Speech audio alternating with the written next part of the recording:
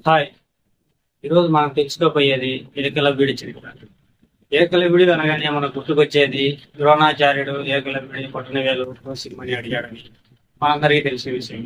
కానీ ఈ ఏకలవ్యుడు ఎవరు, అతని చరిత్ర ఏమిటి, అతని పుట్టుక ఏమిటి, చివరికి అతను ఎలా మరణించాడనేది మనం ఈ వీడియోలో తెలుసుకుందాం. శ్రీకృష్ణుని తండ్రి పేరు వసుదేవుడు. వసుదేవుడికి దేవశ్రవుడు అనే ఒక సోదరుడు ఉన్నాడు.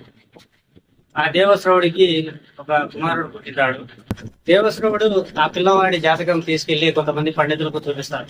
ఆ పండితులు ఆ జాతకాన్ని చూసి ఈ పిల్లవాడి వల్ల చాలా అనర్థాలు జరుగుతాయి అని దేవశ్రవుడికి చెప్తే దేవశ్రవుడు తప్పక ఆ బాలుని తీసుకెళ్లి ఒక అడవిలో వదిలిపెడతాడు. ఆ అడవిలో హిరణ్యుడు అనే ఒక రాజు ఉంటాడు. అతను ఆ పిల్లవాడిని తీసుకెళ్లి తన భార్య అయిన సులేఖకు చూపిస్తాడు. సులేఖ ఆ పిల్లవాడిని చూసి తన కుమారుడిగా స్వీకరిస్తుంది. అప్పటి నుంచి వాళ్ళిద్దరూ ఆ పిల్లవాడికి ఏకలవ్యుడు అనే పేరు పెట్టి పిలుస్తుంటారు. ఈ హిరణ్యుడు నిషిత కులానికి చెందినవాడు. ఈ నిషిత కులస్తులకు వేటయ్యే వృత్తిగా ఉంటుంది. ఎందుకంటే వాళ్ళు అడవిలోనే జీవిస్తుంటారు కాబట్టి వాళ్ళు జంతువులను వేటాడి ఆ జంతువుని ఆహారంగా తీసుకుంటుంటారు. అందువల్ల వీళ్లకు విలువిద్యలో చాలా నైపుణ్యం ఉంటుంది. ఏకలవ్యుడు తన చిన్నతనంలో తన తండ్రి అయిన హిరణ్యుడి దగ్గరనే విలువిద్య నేర్చుకుంటాడు. హిరణ్యుడు జరాసంధుడు అనే రాజు దగ్గర సామంత రాజుగా పనిచేస్తుంటాడు. ఒకసారి జరాసంధుడు హిరణ్యుడిని యుద్ధానికి పంపిస్తాడు. ఆ యుద్ధంలో హిరణ్యుడు మరణిస్తున్నాడు. అందువల్ల ఏకలవ్యుడు తన చిన్నతనంలోనే తన సామ్రాజ్యానికి రాజు కావాల్సిన పరిస్థితి ఏర్పడుతుంది. ఏకలవ్యుడు తన విలువిద్యలో ఇంకా నైపుణ్యం సాధించాలని గురువుల కోసం వెతుకుతూ ఉంటాడు. అప్పుడు ఏకలవ్యుడికి ద్రోణాచార్యుడి గురించి తెలుస్తుంది. ద్రోణాచార్యుడు విలువిద్యలో చాలా నైపుణ్యం కలవాడని అందరూ చెప్పగా ఏకలవ్యుడు ద్రోణాచార్యుడి వద్దకు వెళ్తాడు. తనకు విలువిద్య నేర్పించమని కోరుతాడు. కానీ ద్రోణాచార్యుడు మీది నిషిధ కులము, నేను క్షత్రియులు లేదా బ్రాహ్మణులకు మాత్రమే విలువిద్య నేర్పిస్తాను అని చెప్పి ఏకలవ్యుడిని తిరస్కరిస్తాడు. ఏకలవ్యుడు ఏం చేస్తాడంటే ద్రోణాచార్యుడిని ఒక మట్టి విగ్రహం తయారు చేస్తాడు. ఆ మట్టి విగ్రహం ముందే తను విలువిద్య నేర్చుకుంటాడు. ఏకలవ్యుడికి ఉన్న ఆసక్తి వల్ల విలువిద్యలో ఎంతో నైపుణ్యం సాధిస్తాడు. ఒకరోజు ద్రోణాచార్యుడు పాండవులు కౌరవులను తీసుకొని అడవికి వేటకు వెళ్తారు. ఎందుకంటే అడవిలో ఇటు తిరిగే జంతువుల్ని వేటాడటం వల్ల వాళ్లకు విలువిద్యలో చాలా నైపుణ్యం వస్తుందని అడవికి తీసుకెళ్తాడు. ఆ సమయంలో ద్రోణాచార్యుడికి సంబంధించిన ఒక వేట కుక్క వాళ్ళ దగ్గర నుంచి తప్పించుకొని అడవిలోకి వెళ్ళిపోతుంది. ద్రోణాచార్యుడు ఆ కుక్కను తీసుకురమ్మని ఒక భటుని ఆ కుక్క వెంటబడి పంపిస్తాడు. ఆ సమయంలో ఏకలవ్యుడు అడవిలో తన విలువిద్య సాధన చేస్తుంటాడు.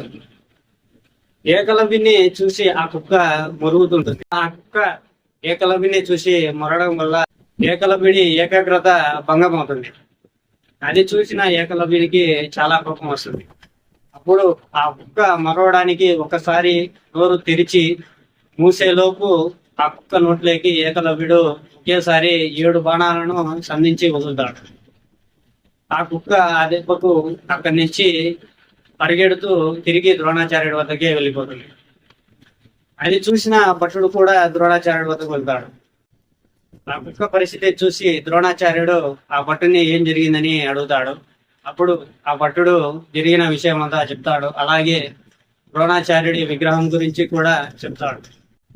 అప్పటికే విలువిద్యలో చాలా నైపుణ్యం పొందిన అర్జునుడు కూడా ఒక సమయంలో 5 బాణాలే వేయగలడు. కానీ ఏకలవ్యుడు ఒకే సమయంలో 7 బాణాలు వేయటాన్ని కౌరవులు గమనించి అర్జున్ని హేళన చేస్తుంటారు. నీకంటే గొప్ప విలుగాడు ఈ అడవిలో ఉన్నాడని అర్జున్ని హేళన చేస్తుంటాడు. అదంతా విన్న అర్జునుడు దుర్యోధనుడి దగ్గరికి వెళ్తాడు.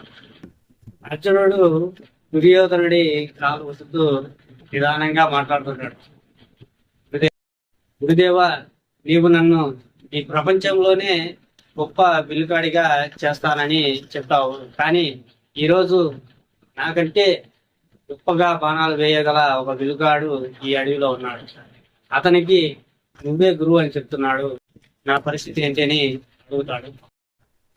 అది విన్న ద్రోణాచార్యుడు, నేను ఎవరికి విద్య నేర్పించలేదు, అతనికి నేను ఎలా గురువయ్యానో నాకు కూడా తెలియదు, ఆ విషయం నేను తెలుసుకుంటానని చెప్పి అక్కడి నుంచి బయలుదేరతాను.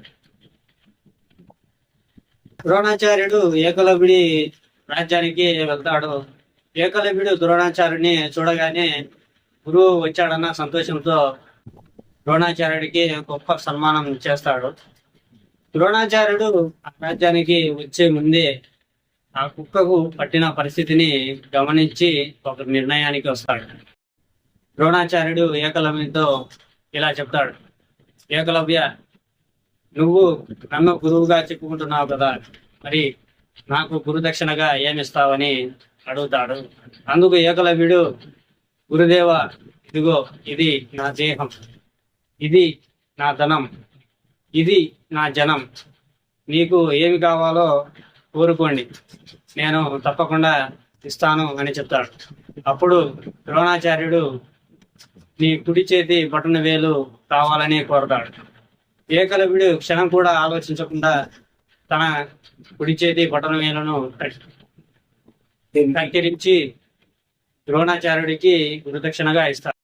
ఈ విషయం తెలిసిన అందరూ ఏమనుకుంటారంటే ద్రోణాచార్యుడు ఏకలవ్యుడికి ద్రోహం చేశాడు అనుకుంటారు. కానీ ద్రోణాచార్యుడు ఆ కుక్క పరిస్థితిని గమనించి ఈ వీరుడికి సహనం లేదు, అతనికి శిక్షా గుణం చాలా తక్కువగా ఉంది.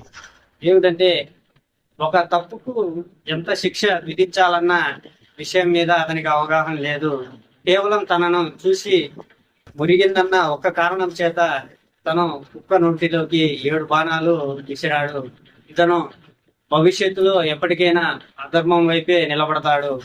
ఒక అధర్మం వైపు నిలబడే వీరుడికి ఇంత విలువిద్య తెలిసి ఉంటే అది ధర్మానికి నష్టం కలగజేస్తుందన్న భావనకు వస్తుంది. అందువల్లనే ఏకలవ్యుడి బొటన వేలు ఇమ్మని కోరతాడు. అలా ద్రోణాచార్యుడికి ఏకలవ్యుడికి మధ్య గురుదక్షిణ జరుగుతుంది.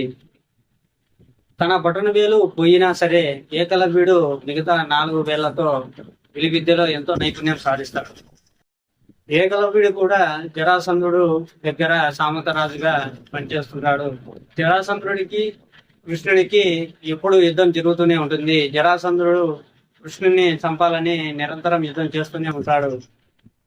ఈ జరాసంధుడికి ఏకలవ్యుడి వీరత్వం గురించి తెలుస్తుంది. అందువల్ల ఏకలవ్యుడిని తన సైన్యానికి సేనాధిపతిగా నియమిస్తాడు. ఒకసారి జరాసంధుడు తన సైన్యాన్ని తీసుకొని శ్రీకృష్ణుడి మీదకి యుద్ధానికి బయలుదేరతాడు. అందులో ఏకలవ్యుడు తన విలువిద్యతో చాలా వీరోచితంగా పోరాడుతుంటాడు. తన కారణం చేత శ్రీకృష్ణుడి సైన్యంలో చాలా మంది సైనికులు చనిపోతూ ఉంటారు. అదంతా గమనించిన శ్రీకృష్ణుడు తనే యుద్ధంలోకి దిగుతాడు. చివరికి శ్రీకృష్ణుడు ఏకలవ్యుడిని సంహరిస్తాడు.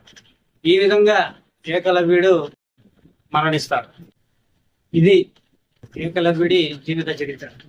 ఈ వీడియో కనుక మీకు నచ్చితే మన ఛానల్ని సబ్స్క్రైబ్ చేసుకోండి, లైక్ చేయండి, అలాగే షేర్ కూడా చేయండి. నెక్స్ట్ కొత్త వీడియోతో మళ్ళీ మిమ్మల్ని కలుస్తాను. బాయ్.